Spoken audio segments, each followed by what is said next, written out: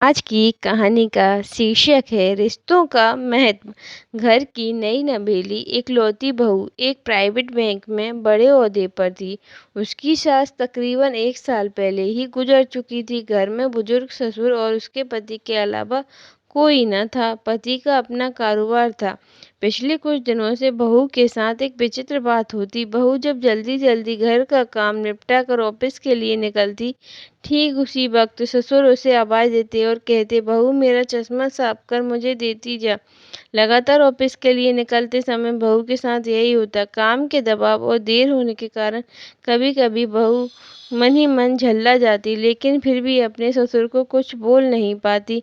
जब बहू अपने ससुर की इस आदत से पूरी तरह ऊब गई तो उसने पूरे मामले को अपने पति के साथ साझा किया।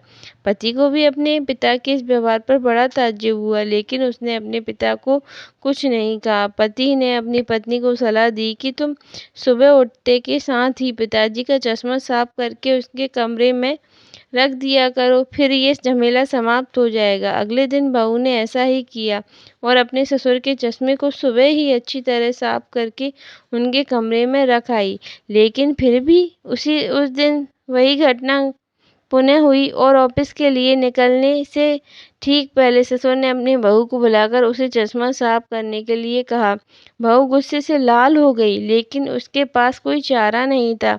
बहू के लाख उपायों के बावजूद ससुर ने उसे सुबह ऑफिस जाते समय आवाज़ देना नहीं छोड़ा। धीरे धीरे समय बीतता गया और ऐसे ही कुछ वर्ष निकल गए।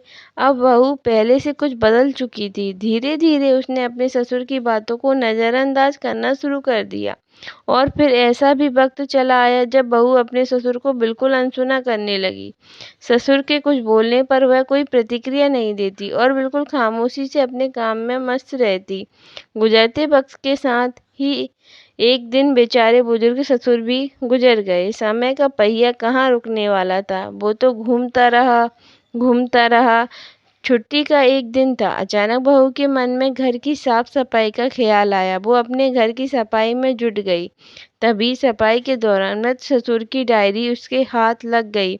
बहू ने जब अपने ससुर की डायरी को पलटना शुरू किया तो उसके एक पन्ने पर लिखा था, दिनांक 26/10/2019। आज की इस भागदौड़ और बेहद तनाव व संघर्ष भरी जिंदगी में घर से निकलते समय बच्चे अक्सर बड़ों का आशीर्वाद लेना भूल जाते हैं, जबकि बुजुर्ग का यही आशीर्वाद मुश्किल समय में उनके लिए ढाल का काम करता है। बस इसीलिए जब तुम चश्मा साफ करके मुझे देने के लिए झुकती थी, तो मैं मन ही मन अपना हाथ तुम्हारे सिर पर रख देता था। क्योंकि मरने से पहले तुम्हारी सास ने मुझे कहा था कि बहू को अपनी बेटी की तरह प्यार से रखना और उसे ये कभी मत महसूस होने देना कि वो अपने ससुराल में है और हमें उसके माँ बाप नहीं है। उसकी छोटी मोटी गलतियों को उसकी नादानी समझकर माफ़ कर देना। वैसा मेरा आशीष सदा तुम्हारे साथ है बेटा। डायरी पढ़कर बहू फूट फूट कर रोने लगी। आज उसके ससुर को गुजरे ठीक 2 साल से ज़्यादा समय बीत चुका है, लेकिन फिर भी वो रोज़ घर के बाहर निकलते समय अपने ससुर का चश्मा साफ कर उनके टेबल पर रख दिया करती है।